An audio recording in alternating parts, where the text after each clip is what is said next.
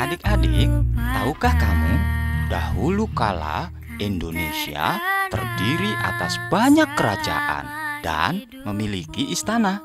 Di antaranya ada Istana Pagaruyung Batu Sangkar, Istana Siak Sri Indrapura, Benteng Kuto Besak Palembang, Istana Al-Wazi Kobilah Sambas, Keraton Kesultanan Yogyakarta Hadiningrat, Keraton Sumenep, Istana Bala Lampua Goa, Kedaton Ternate, Kedaton Tidore, Istana Asimbo Jobima, dan masih banyak lagi yang lainnya.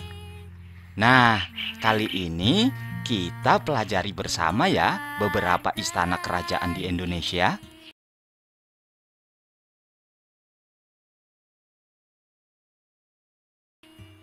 Inilah Istana Pagaruyung atau Istana Basa Pagaruyung berbentuk rumah gadang yang besar.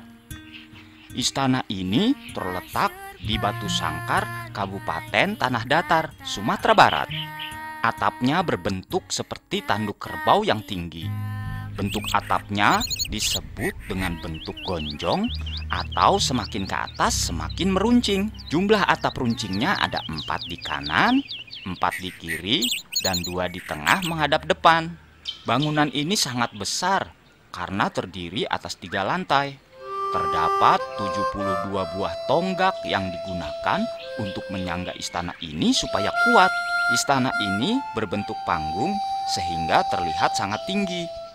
Di bagian depan terdapat tangga untuk memasuki istana. Dinding dan langit-langitnya dibuat dari bahan kayu dan penuh dengan ukiran yang indah.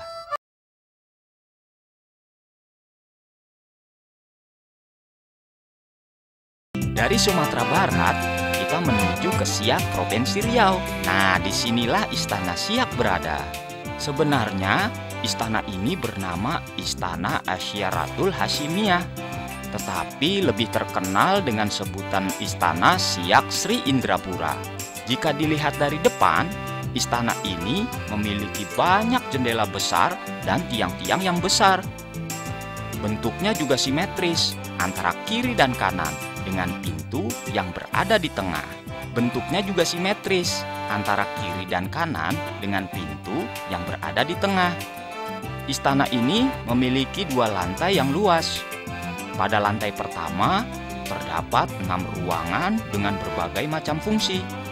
Sedangkan lantai 2 terbagi menjadi 9 ruangan. Nah, sekarang kita tahu deh arsitektur Istana Siak Sri Indrapura.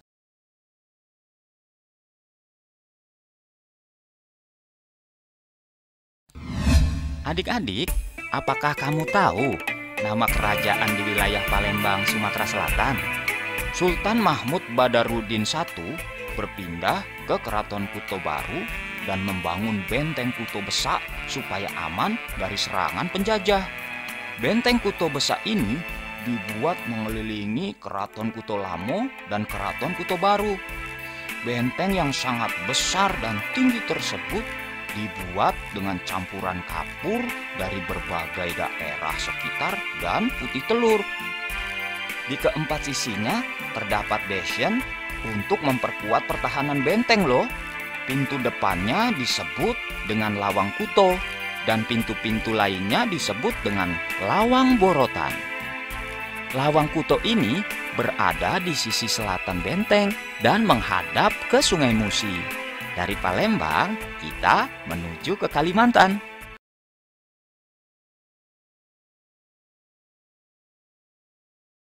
Salah satu kerajaan di Kalimantan Barat adalah Kerajaan Sambas. Kerajaan ini memiliki istana yang disebut dengan Istana Al-Wazi Kobilah. Istana ini terletak di pinggir pertemuan antara Sungai Subah, Sungai Sambas Kecil, dan Sungai Teberau. Memasuki komplek istana ini berarti harus melewati gerbang yang berbentuk segi 8. Dahulu, para penjaga keraton berdiri di gerbang. Selain itu, di tempat ini pula rakyat beristirahat sebelum masuk istana. Oh iya, komplek Istana Al-Wazi Kobilah ini dicat dengan warna kuning, seperti bangunan-bangunan khas Melayu lainnya.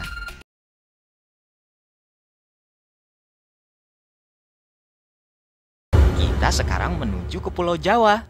Salah satu peninggalan kerajaan di Jawa yang masih bisa kita lihat atau pelajari hingga saat ini ialah Istana Keraton Kasultanan Yogyakarta Hadiningrat. Keraton Kesultanan Yogyakarta Hadiningrat adalah istana kerajaan yang berada di Provinsi Daerah Istimewa Yogyakarta. Istilah kerajaan di Yogyakarta disebut sebagai Kesultanan yang saat ini dipimpin oleh Sri Sultan Hamengkubuwono X.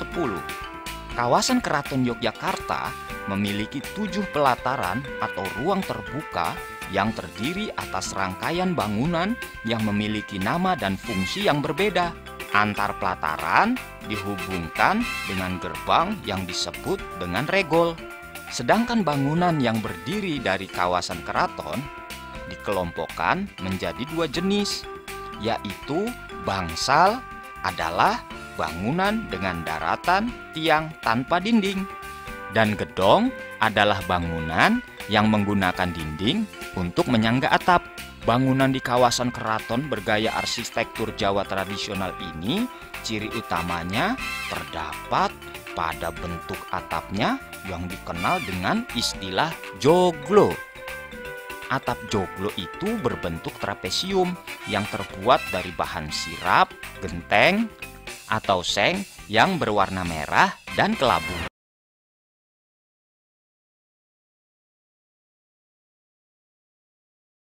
Dari Yogyakarta, kita sekarang menuju ke Sumeneb di Pulau Madura. Keraton Sumeneb terletak di kota Sumeneb, Jawa Timur. Keraton Sumeneb ini merupakan warisan Raja-Raja Sumeneb yang dulu pernah berkuasa. Keraton Sumeneb dibangun oleh Lau Piango yang berkebangsaan Tiongkok. Konsep bangunan keraton terbilang unik loh, karena menggunakan perpaduan gaya Jawa, Arab, Tiongkok, dan Eropa dalam rancangannya. Nuansa Eropa terlihat pada ornamen atau lekukan pada pilar-pilar atau kolom bangunan. Gaya Tiongkok terpaparkan melalui ukiran dan jenis atap pada gerbang masuk yang menyerupai kelenteng. Gerbang masuk menuju keraton dikenal dengan istilah Labang Mesem, yang berarti gerbang tersenyum, yang melambangkan keramahan masyarakat Sumeneb pada setiap orang yang datang ke keraton. Keraton difungsikan sebagai museum dan sebagai tempat wisata kebudayaan.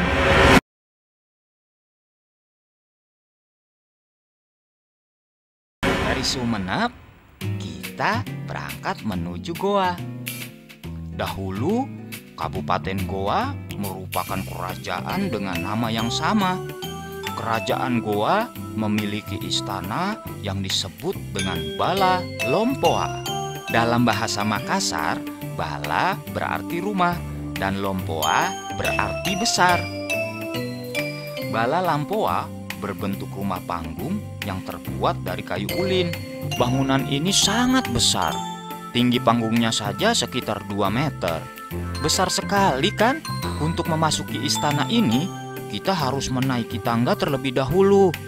Tangga tersebut ditutupi dengan atap sirap sehingga tidak panas atau basah saat hujan. Atap sirap juga dipakai untuk atap bangunan utama atau teras.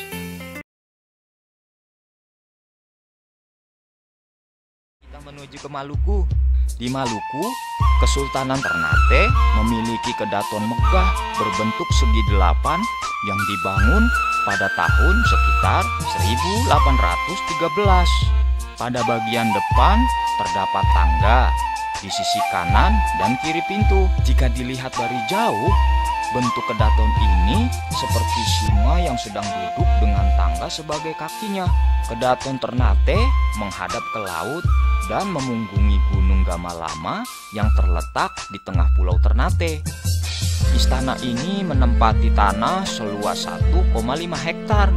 Bangunan kedaton itu sendiri memiliki luas 1.500 meter persegi. Istana ini terdiri atas 2 lantai. Lantai pertama ini terbuka tanpa pintu, tetapi sekarang sudah ditutup dan dipakai untuk gudang. Ruangan di lantai atas merupakan ruangan untuk beraktivitas.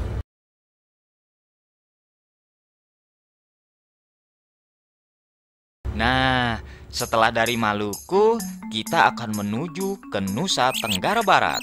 Asimbojo adalah istana kerajaan Bima di Nusa Tenggara Barat. Kata Asi ialah sebutan warga Bima untuk istana. Istana ini baru dibangun pada tahun 1927 dan selesai pada tahun 1930. Arsiteknya berasal dari Ambon, yaitu Obitser Rehata. Istana Sultan Bima ini dibangun dengan perpaduan arsitektur lokal dan gaya Eropa. Bangunan istana ini memiliki 2 lantai. Lantai bawah terdiri atas ruang aula untuk menyambut tamu dan melaksanakan upacara daerah. Ruangan di atas berupa kamar-kamar untuk tempat tidur sultan dan keluarganya. Nah, sekarang kita sudah tahu kan arsitektur Istana Asimbojo Bima di Nusa Tenggara Barat dan istana-istana di beberapa wilayah lainnya. Ayo mengenal istana kerajaan di Indonesia. Sebenarnya masih banyak bangunan peninggalan kerajaan yang masih berdiri di wilayah Indonesia. Ayo mengenal istana kerajaan di Indonesia.